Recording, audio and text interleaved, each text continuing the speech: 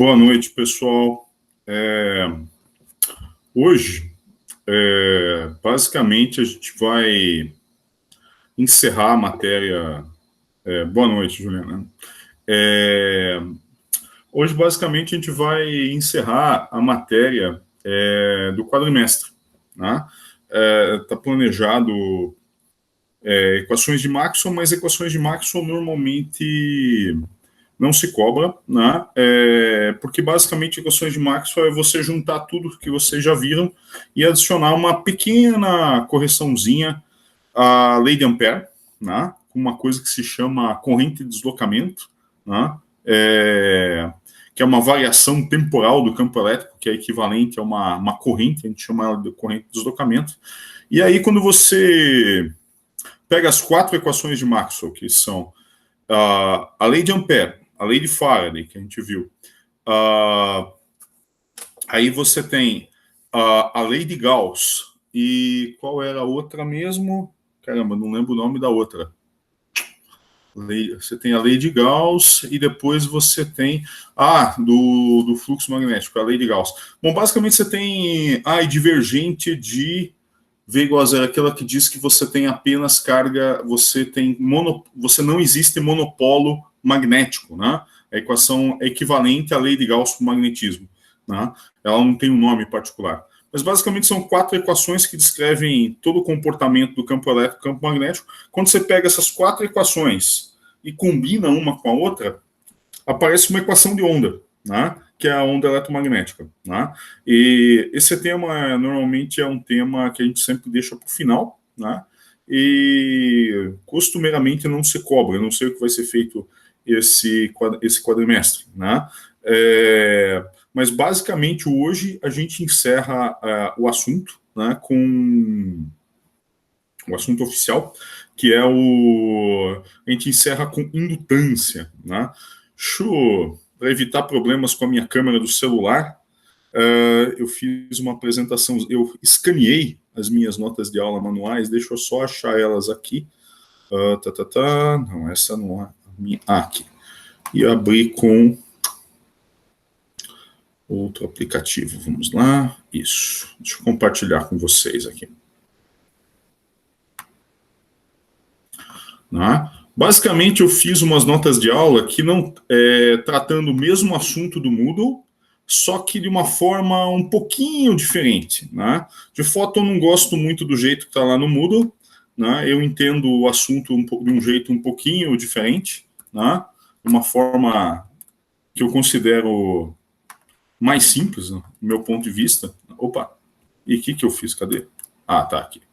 Deixa eu compartilhar essa tela aqui com vocês. Tá? Então, vamos lá. Eu espero que vocês já tenham feito as lições do Moodle dessa semana. Tá? Basicamente, eu vou fazer uma revisão daquilo que vocês viram, né, sobre indutância, só que com outro jeitão. Né? Com outra forma de apresentar aquilo lá. Tá? Bom, vocês estão vendo minha tela? Ainda não. Sim. Beleza. Então, olha só. Deixa eu ajeitar ela aqui para mim. Olha só, quando você tem um circuito desse tipo aqui, ó, onde você tem uma... Dá para ver o mouse? Dá sim. Dá sim. Beleza. Que eu estou mais acostumado com o papel, mas eu tive uma dificuldade aí com a minha câmera que filma o papel. Basicamente, quando você tem uma fonte e um resistor, quando você fecha a chave, a sua intuição diz que vai aparecer uma corrente aqui dada pela lei de Ohm, que vai ser o ΔV sobre R. Só que a coisa não é tão simples assim. Por quê? Vejam que por mais simples que seja o circuito que você possa imaginar, né, eu desenhei um circuito aqui extremamente simplista. Né? Só tem uma fonte e um resistor. Mas quando eu fecho essa chave, o que vai acontecer? Quando começar a circular uma corrente aqui, vai aparecer em roxo aqui um campo magnético. Se aparece um campo magnético, você vai ter um fluxo de campo magnético através dessa área, desse circuitinho. E por mais que eu tente mexer na geometria do circuito, eu nunca vou conseguir fazer esse fluxo de campo magnético ser igual a zero. Sempre vai ter um certo fluxo magnético ali, por menor que seja. né? Não tem jeito, né? Então, o que vai acontecer? Né? Quando eu ligar essa chave, de fato, o que eu tenho aqui é uma indutância parasita, né? O que significa isso? Significa que quando eu fecho a chave, vai aparecer uma força eletromotriz no sentido contrário aqui, ó. Eu desenhei isso desse jeitão aqui. Né? Então aqui eu tenho ΔV. Quando eu fecho a chave, aparece uma força eletromotriz da lei de Faraday, que vai ser menos dFB dt. Tá? Exatamente como a gente viu na lei de Faraday. Então, se eu tento mudar o fluxo magnético aqui, significa mudar a corrente. Se eu tento mudar a corrente de 0 para algum valor, o circuito vai reagir. Ele vai falar assim: epa, não mexe na minha corrente. Eu não gosto que mexa na corrente, porque você vai variar o fluxo magnético. Tá? Então, o que acontece? Aparece uma força eletromotriz no sentido contrário ao crescimento da corrente. Tá? Bom, antes de resolver qualquer equação diferencial, né, equação diferencial qualquer matemático resolve, né, mas a questão é o significado. Né? Então, antes de resolver qualquer equação diferencial, a gente tem que pensar o quê? O que você espera fisicamente? Né? Eu espero que quando se passar um tempo muito longo, o que aconteça? A corrente não varie mais com o tempo, seja igual a ΔV sobre R, esqueci de escrever o R aqui, mas é aquele mesmo circuitinho que eu tinha mostrado. Então a corrente vai ser igual a ΔV sobre R e o campo magnético associado e também o fluxo não vai variar. Né? Então o que vai acontecer? A força eletromotriz, quando o tempo passar um tempo muito longo, vai ser nula. Né? Então isso que a gente espera quando passar um tempo muito grande. O B não vai mais depender do tempo, a corrente não vai mais depender do tempo. Então a força eletromotriz é uma resposta dinâmica, né? Força eletromotriz induzida. Então a força eletromotriz induzida, se não tiver ocorrendo variação de campo, ela é nula. Ela é uma resposta à variação do fluxo magnético. Tranquilo até aí, pessoal?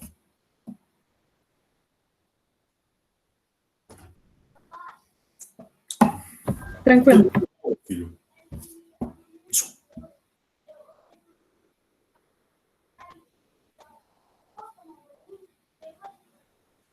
Dá licença um pouquinho, pessoal. A mamãe voltou junto com você? Você não soltou os gatos, né? Não, você vai ficar aqui dentro esperando a mamãe voltar. Não. Desculpa, gente. Enfim, vamos voltar aqui. Bom, mas isso aqui tem uma resposta dinâmica. A gente pensou aqui o que acontece para tempo muito grande e com o B não dependendo muito do tempo. Vocês acabaram de ver que eu sou um pai bravo. Né? Tá certo, não dá mole não. Né? Se eu analisar aqui a lei das malhas, o que eu vou ter? Eu vou ter um potencial da fonte, né? Começando aqui, eu vou ter um potencial, aí eu perco o potencial quando passo pelo resistor, né? Uma queda de potencial RI, e eu ainda tenho a força eletromotriz induzida. Eu posso escrever essa equação de malha desse jeitão aqui. ΔV menos o que cai no resistor, mais a força eletromotriz induzida é igual a zero. Agora, como é que a gente calcula essa força eletromotriz induzida? Vai depender da geometria do seu circuito, né? Vai depender muito da geometria do seu circuito. Mas, grosso modo, se a gente olhar aqui para esse circuito aqui, esse B, se você lembrar da lei de Biot-Savart, o que é a lei de Biot-Savart? Você vai quebrar esse circuito aqui em vários pedacinhos e aí vai integrar a contribuição de cada pedacinho. Mas cada pedacinho vai depender diretamente da corrente I. Então, o que vai acontecer? A contribuição total vai depender também diretamente da corrente I. Bom, e o fluxo vai ser basicamente esse B vezes a área. De fato, uma integral de B vezes a área. Mas vai aparecer um I, que depende do tempo aqui, que vai sair para fora da integral. O que significa isso? Quando eu fizer a derivada do fluxo em função do tempo, vai aparecer, né, um termo que é dI dt. Então eu posso escrever de forma geral a força contra-eletromotriz induzida pela variação de corrente no próprio circuito como sendo menos uma constante, que a gente vai chamar de L, que é a indutância, vezes dI dt. Tá? Se eu escrever isso dessa forma aqui, eu tenho essa equação diferencial aqui. ΔV menos RI menos L dI dt igual a zero. Você olha para essa equação e não sabe resolver. Quando você não... O que é resolver uma equação diferencial? É integrar ela. Eu olho para essa equação e eu não sei qual é a resposta. Né? Não sei o que dá integral disso, integral disso, integral disso. Né? Então, o que eu tenho que fazer? Se eu multiplicar por dt aqui, eu fico com integral. ΔV dt menos RI dt menos LI menos LI DI. Menos L DI, perdão. Eu não sei integrar isso aí. Então, o que eu faço? Quando eu não sei integrar, eu derivo. Né? Essa é a escapatória. Né? Então, se você derivar essa expressão aqui, o que vai acontecer? Você espera que a diferença de potencial da sua fonte não dependa do tempo. Então, ΔV, a derivada desse termo é zero, a derivada desse termo é dI dt, e a derivada desse outro termo aqui é d2i dt2. Né? Eu posso fazer uma mudança de variável, escolhendo u igual a dI dt, e escolher e escrever com essa equação diferencial aqui, desse jeitão. Essa aqui eu consigo integrar como? Ela é separável. Eu escrevo tudo que depende de U de um lado e tudo que depende de T do outro. Aí ela fica desse jeitão aqui, ó, e eu consigo integrar.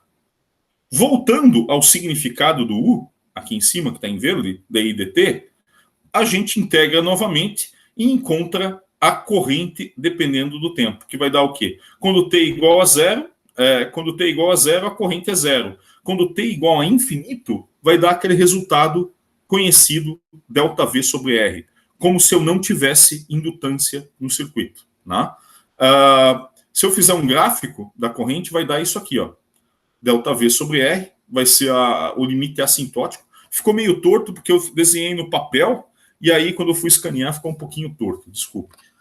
Se eu calcular a força eletromotriz induzida, eu vou fazer o quê? Eu vou pegar L e vou multiplicar por dI dt. Vou tirar a derivada disso aqui e multiplicar por L. Quando eu fizer isso, esse termo é zero, e esse termo aqui vai cair esse tal. Esse tal é L sobre R, é a constante de tempo, né, do circuito LR. Quando eu fizer isso, vai acontecer o seguinte. Eu vou ver que a força eletromotriz, né, vai ser igual menos a diferença de potencial da bateria e vai ter uma queda exponencial E na menos T sobre tal.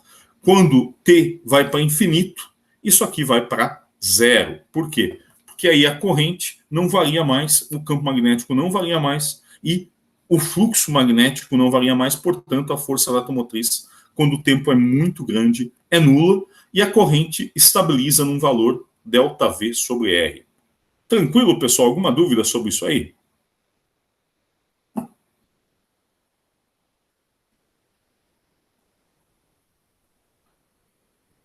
Então tá bom. Quem cala consente. Então vamos lá.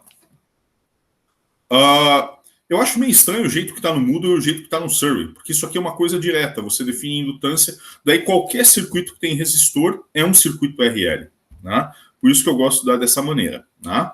Mas a questão é, a gente representou a resposta do circuito à variação da corrente como sendo esse L. Mas como é que eu calculo esse L, essa indutância? Né? Isso que a gente vai ver agora. Né? Ou seja, esse L, a indutância, a gente pode dizer que ela é uma resposta do circuito à variação de corrente. Vejam que, pela lei de Faraday, a gente definiu a força eletromotriz induzida como sendo menos a derivada temporal do fluxo magnético. Isso aqui vem da lei de Faraday. E aqui no circuito, a gente falou que isso aqui é igual a um L, que depende da geometria, dI dt, certo? Como que eu encontro esse L? Né? O jeito de encontrar esse L é muito semelhante ao jeito de você encontrar capacitância num capacitor. Como é que você faz? Bom, primeiro, percebam, esqueçam esse lado aqui. Olhem só para isso aqui, ó. dφb dt igual a L dI dt. Se eu multiplicar por dt dos dois lados, eu vou ficar só com isso aqui, ó. Peraí.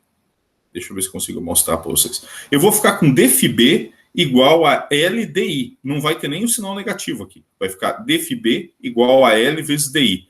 E aí, quando eu integro, some esse diferencial. Vai ficar com φb igual a L vezes I.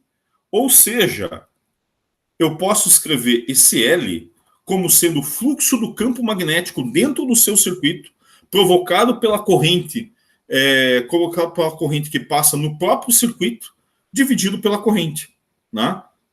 Então, eu vou dar um exemplo agora de uma indutância num solenoide, que é a indutância mais fácil de calcular, é a indutância do solenoide. Né? Por que é fácil calcular indutância dentro do solenoide? Quando eu passo uma corrente I por um solenoide ideal, o campo magnético é dado simplesmente por μ0 vezes a densidade de espiras, que é o número de espiras por unidade de comprimento, vezes a corrente. Assim, o Φb, o fluxo total, veja bem, o fluxo total do campo magnético que passa pela espira vai ser o quê? N vezes o fluxo que passa em cada uma delas. Né? Por quê? Porque o campo atravessa N espiras. Então, eu tenho esse N aqui, vezes B vezes A. O que é B vezes A? É o fluxo do campo magnético em uma única espira. Tá? Assim, a gente calcula o Φb através desse jeitão aqui, e quando eu uno a coisa toda, aplico esse B aqui e divido o Φb pela corrente, eu encontro algo que independe da corrente. É como no capacitor. Você encontra a capacitância e no final você encontra algo que depende apenas da geometria do capacitor e do meio que você tem entre os dois condutores. Né? No caso aqui, é um solenoide, o meio é o vácuo. Né? Eu tenho algo que depende só das características geométricas do solenoide, do número de espiras, do comprimento e da área do solenoide. Tranquilo, pessoal? Então, essa aqui, a indutância depende apenas da geometria. Né? Eu dei o exemplo de um solenoide e para outros tipos de indutor, outros tipos de circuito, montagens, né? Esse L é um pouquinho mais complicado de calcular. Por quê? Porque normalmente o campo não é igual em todos os pontos. Por que é fácil calcular para um solenoide? Porque o campo é o mesmo em todos os pontos dentro do solenoide e zero fora do solenoide. Nos outros casos, o campo depende da posição. Por exemplo, no toroide, ele depende da posição. Se você tiver um fio reto infinito, o campo magnético ele tem uma simetria em torno do eixo, mas ele depende da distância ao eixo. Então, nos outros casos, é mais difícil você calcular a indutância. Mas no caso de um fio reto infinito, o caso de um solenoide ideal é relativamente fácil. Tá? Tranquilo, pessoal? Alguma dúvida até aí? Tranquilo. Então tá bom. Tá? Bom, tem uma outra coisa muito importante quando você. Ali a gente falou de. Eu peguei um solenoide, calculei a indutância dele, calculando o fluxo e dividindo pela corrente. Dá esse valor aqui que depende só da geometria. Outra coisa que a gente fez aí já de cara é calcular a resposta de um circuito RL. Né? Mas eu quero saber agora o que acontece com outro circuito importantíssimo, que é o circuito LC. Eu não quero que vocês vejam as contas. Eu quero que vocês raciocinem primeiro. Se eu tivesse com o papel, ia pôr a mão em cima. Mas vamos olhar só para isso aqui. Ó. Eu tenho um capacitor aqui, esqueci de escrever que é a capacitância C. Dá um zoom um pouco maior aqui. Isso. Deixa eu ver se eu consigo mostrar. Agora tá legal. Né? Vocês não estão vendo as contas, né? Vocês só estão vendo o circuito. Espera. Beleza. Olha para esse circuito aqui. Eu tenho um capacitor carregado com carga mais Q, menos Q, e tenho um indutor conectado a ele, e eu estou com uma chave aberta. Certo? O capacitor está carregado. O que você espera que vai acontecer quando eu fecho essa chave?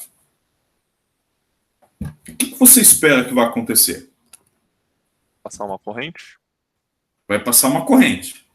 Mas fisicamente, o que vai acontecer aí? O Matheus escreveu, vai descarregar o capacitor? Vai descarregar o capacitor. Será, Matheus? Onde é que está a dissipação aí? Veja que eu tenho um L e não tenho um resistor. Esse é um circuito ideal. Eu não tenho resistência. Estou conectando um capacitor com um indutor. Será que vai descarregar? Bom, quando você curto-circuitar isso aqui é basicamente equivalente a curto-circuitar as pernas do capacitor, né? Vamos fazer esse experimento aqui. É legal fazer esse experimento.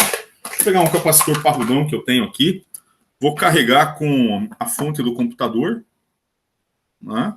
Eita. Será que está funcionando isso? Acho que está. Espero não destruir a fonte. Deixa eu ver se voltou a carregar o notebook.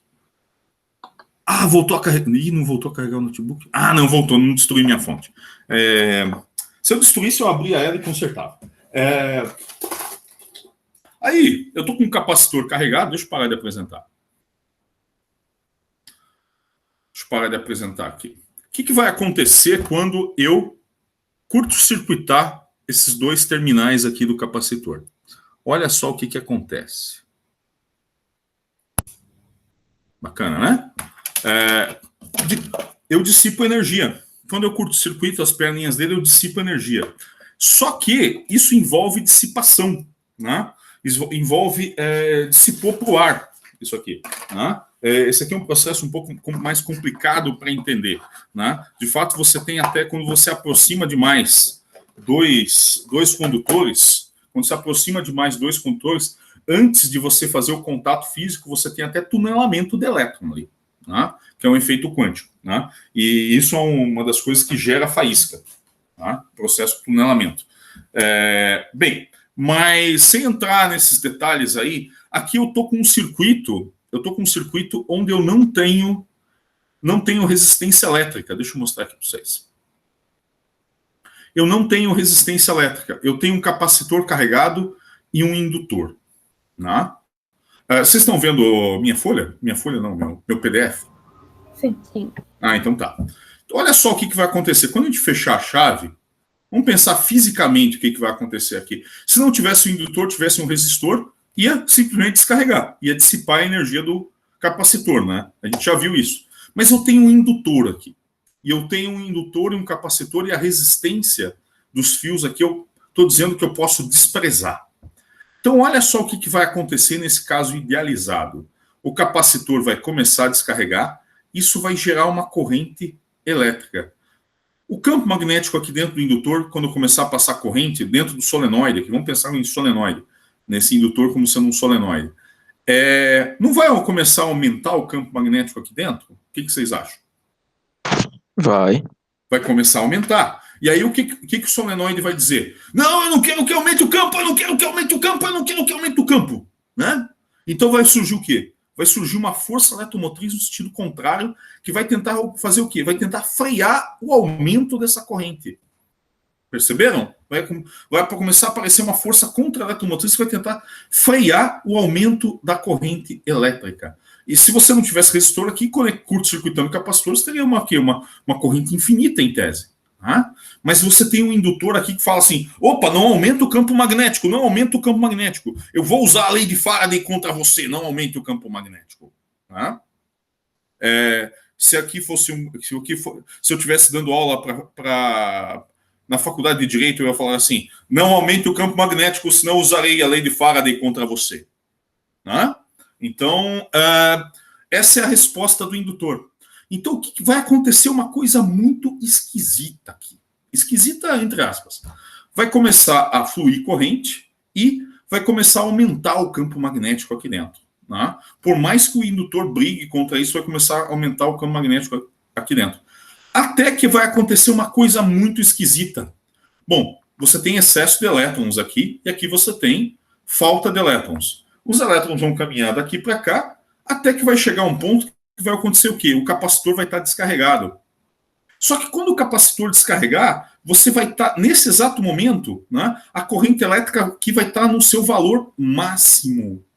Né? A corrente elétrica vai estar no seu valor máximo. Ou seja, você vai ter um campo magnético muito forte aqui. Certo? Você vai ter um campo magnético muito forte e o capacitor descarregado. Opa, o que vai acontecer aí? Pô, não tenho...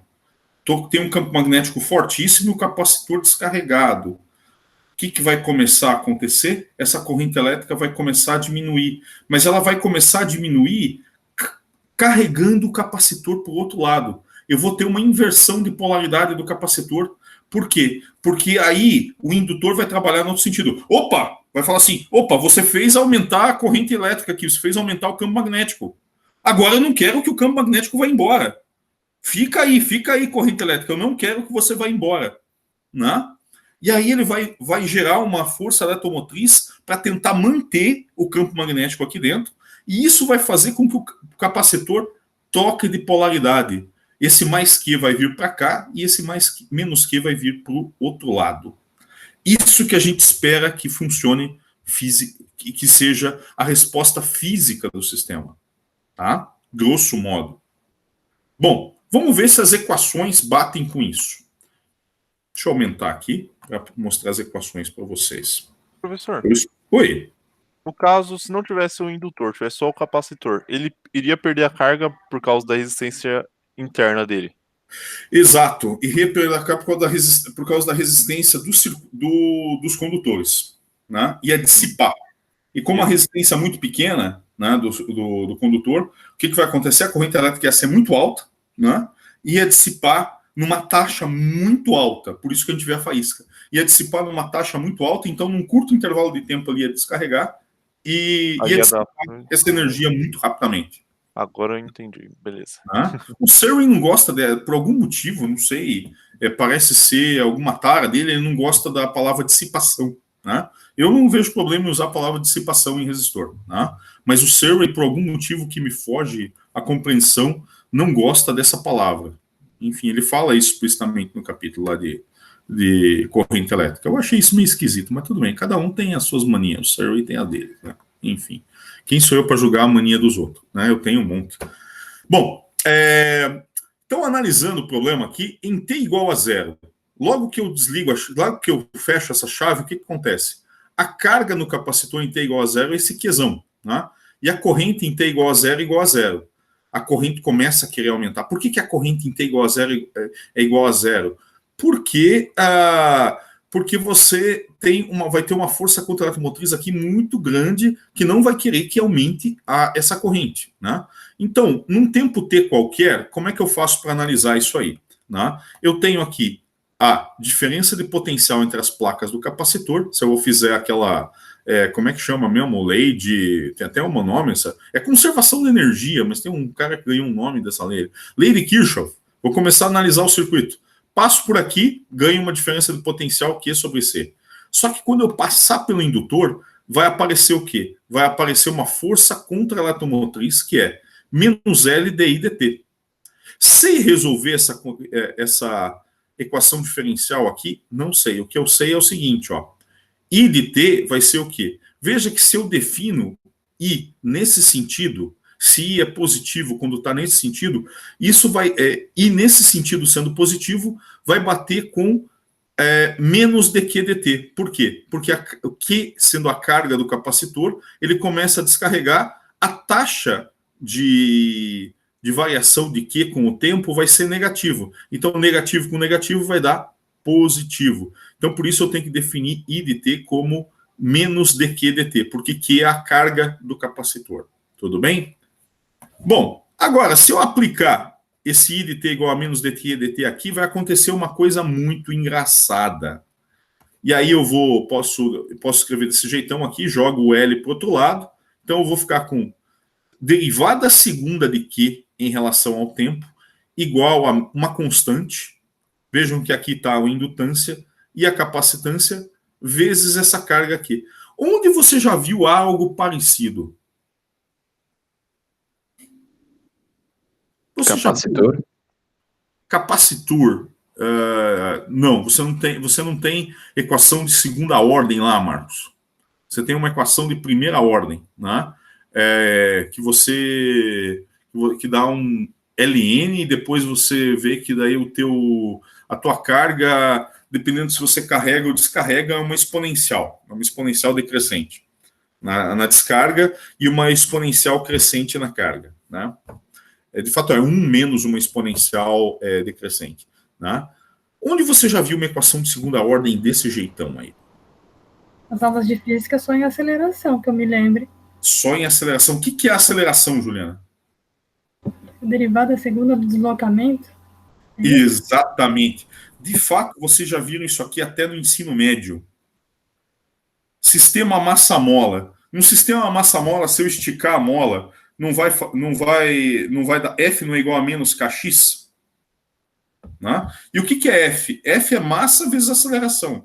O que é a aceleração? É taxa de variação da velocidade. E velocidade é taxa de variação da posição. Então, isso aqui é a derivada segunda da posição em relação ao tempo, é igual a menos uma constante vezes o x. Qual a diferença dessa equação para essa aqui? Aqui eu tenho uma constante, aqui eu tenho um sinal negativo, aqui eu tenho banana em relação ao tempo ao quadrado, aqui eu tenho banana. Aqui eu tenho laranja em relação ao tempo, aqui eu tenho laranja. Uma é diretamente proporcional, a outra é inversamente? Não. A equação é idêntica, Juliana, é idêntica. Olha só, eu tenho a minha variável que eu estou querendo saber em função do tempo, o que é? Aqui é esse Q, aqui é esse X. Né? Aqui eu tenho uma constante 1 sobre LC, aqui eu tenho uma constante K sobre M. Mas é uma constante. Aqui é uma constante e aqui é outra constante. E o sinal negativo aparece aqui e aqui. Certo? Qual é a solução do sistema massa-mola quando você estica a mola e solta, e não tem atrito?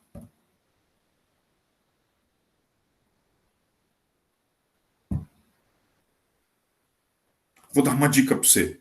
Eu não tenho uma mola aqui, isso que é ruim. Eu tenho um caderno aqui, mas vão me matar se eu tirar a espiral dele. Né? Estico a mola, e o que vai acontecer se eu soltar essa massa? Vai fazer...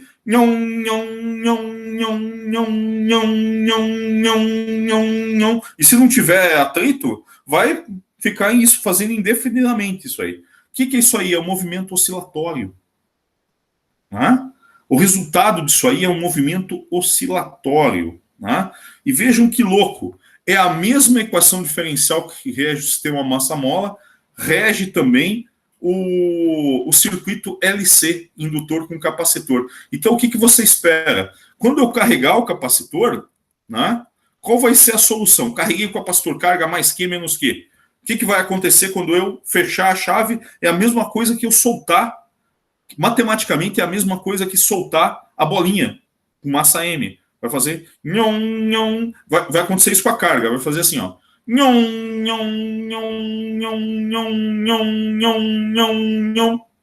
Não tem dissipação, então a carga vai ficar mudando de cá para lá, de cá para lá, de cá para lá. Matematicamente, esse movimento oscilatório, eu posso escrever desse jeitão aqui, ó. Eu posso fazer um Ansatz. Ansatz é um nome alemão para falar chute, né? Então, para resolver essa equação diferencial aqui de segunda ordem, você dá um chute, né? Ou seja, em alemão você faz um Ansatz. Né? Então, esse aqui é meu Ansatz que resolve essa equação diferencial. Supondo esse Ansatz aqui, quando eu aplico na equação diferencial, eu descubro que ele realmente resolve essa equação diferencial se ômega, ou seja, a frequência angular dessa oscilação, for igual a 1 sobre raiz de LC. Tá? Isso aqui é equivalente ao raiz de K sobre M, né, do sistema massa-mola. Se eu aplicar isso aqui, derivar duas vezes, eu vou concluir que isso aqui satisfaz a minha equação diferencial aqui de cima, se a minha frequência de oscilação for 1 sobre raiz de LC. Tudo bem? Tranquilo, pessoal? Bom, isso aqui é uma oscilação harmônica, né? Então, o que está acontecendo? Vamos dar uma olhada aqui. Se eu plotar isso aqui, bom, se eu derivar isso aqui em relação ao tempo, né, eu vou ter Q sobre raiz de LC, que é o ômega, né, vezes seno de ômega t. Então, eu vou colocar aqui a carga e a derivada, menos a derivada da carga, que é a corrente. Tá? Se eu plotar um gráfico aqui, vai acontecer o seguinte. Em t igual a 0, o capacitor está carregado. Em t igual ao período sobre 4, a carga é 0. Depois a carga vira menos Qzão. Aqui fica 0 de novo. E mais Qzão. E aí isso aí se repete. Olha o que acontece com a corrente. Olha que coisa louca. A corrente começa com 0 e chega no seu valor máximo. A corrente chega no seu valor máximo quando a carga no capacitor é nula. Tá? E ela vai a 0 quando a carga no capacitor está num dos seus valores máximos aqui, mais Q ou menos Q, máximo em módulo, aliás. Tá? Então, Isso aqui é um sistema oscilatório, né? Mas o que está acontecendo? A gente não tinha energia armazenada no capacitor, pessoal.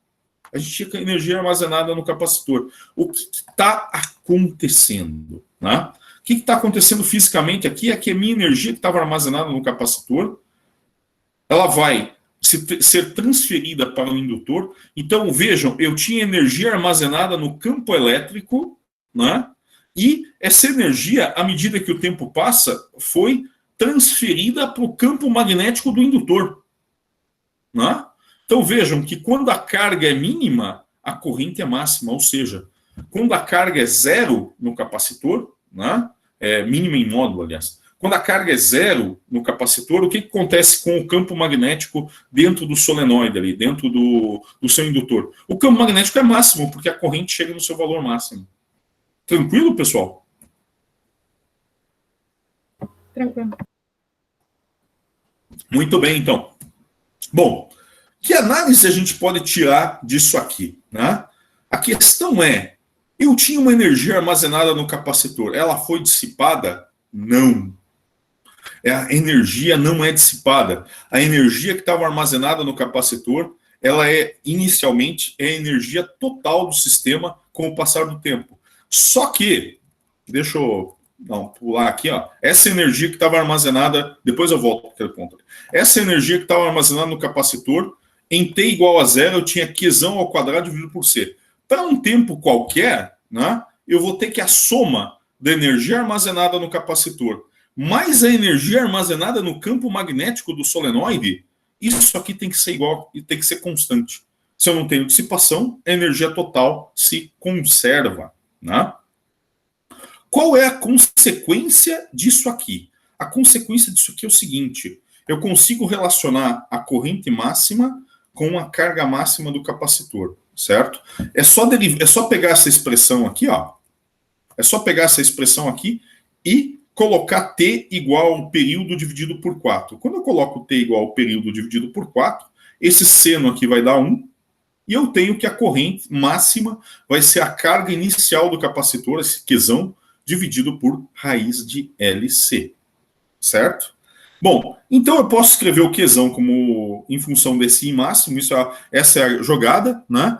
E aí eu sei que quando o período é igual a 1/4, a energia no capacitor é zero, e a energia do capacitor é a energia que estava inicialmente armazenada no capacitor, ou seja, meio de Q ao quadrado sobre C. Se eu pego a relação de Qzão e I máximo, eu encontro isso aqui. Só que se eu elevar ao quadrado isso aqui, aparece uma coisa muito louca. O C vai cancelar com o C. Então eu tenho a energia armazenada no indutor dependente da corrente elétrica. E isso aqui é válido para qualquer corrente elétrica. Tudo bem? Isso aqui é semelhante à energia armazenada no capacitor, que é meio de Q ao quadrado sobre C. Aqui eu posso escrever a energia armazenada no indutor como meio de I ao quadrado vezes L.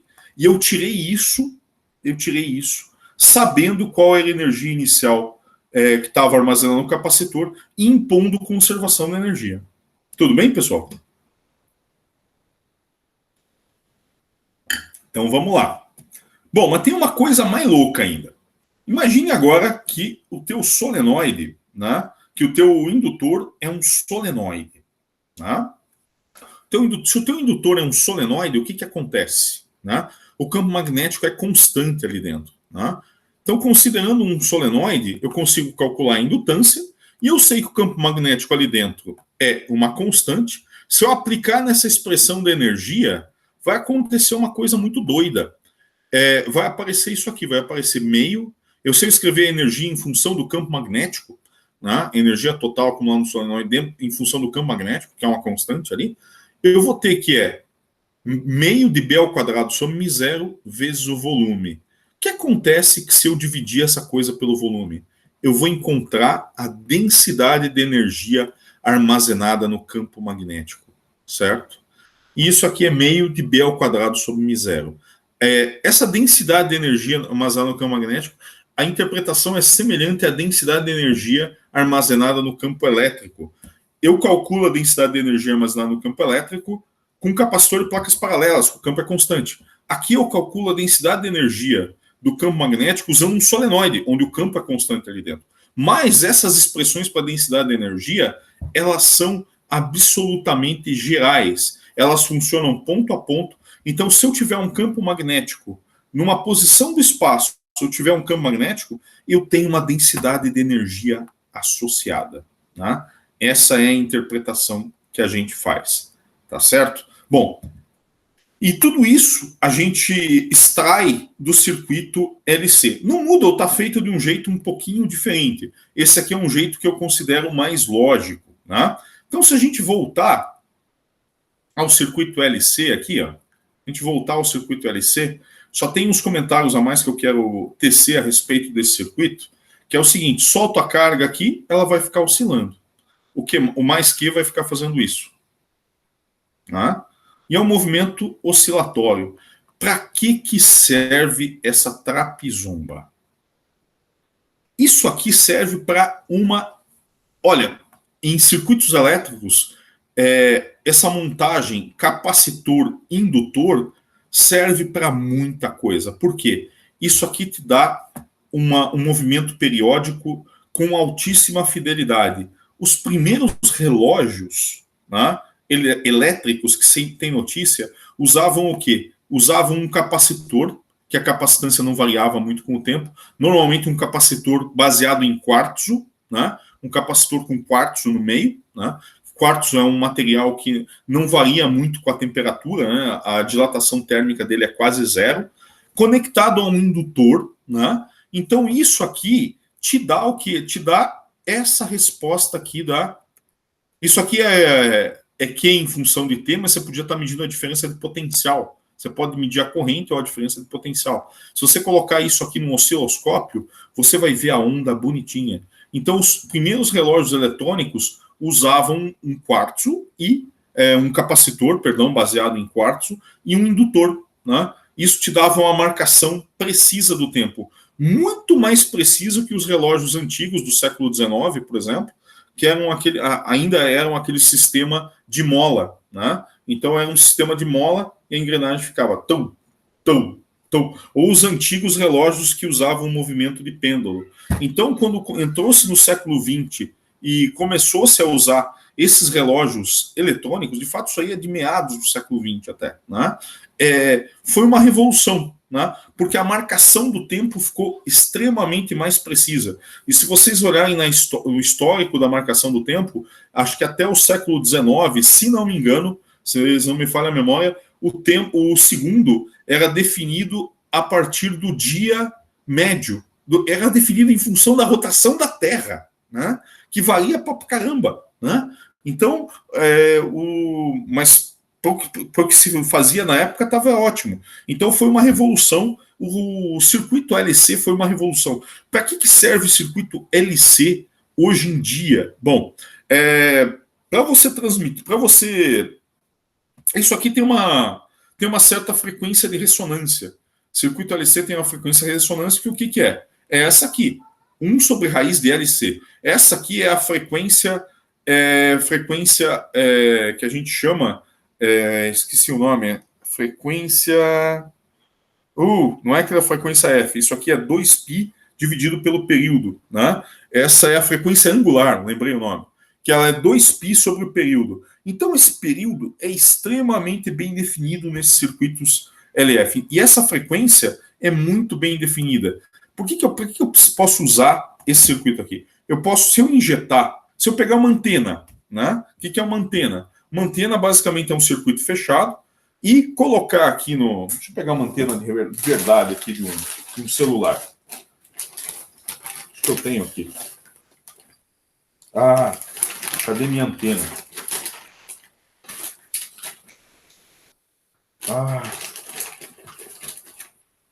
Eu arranquei a antena para usar no outro celular. Tá aqui. É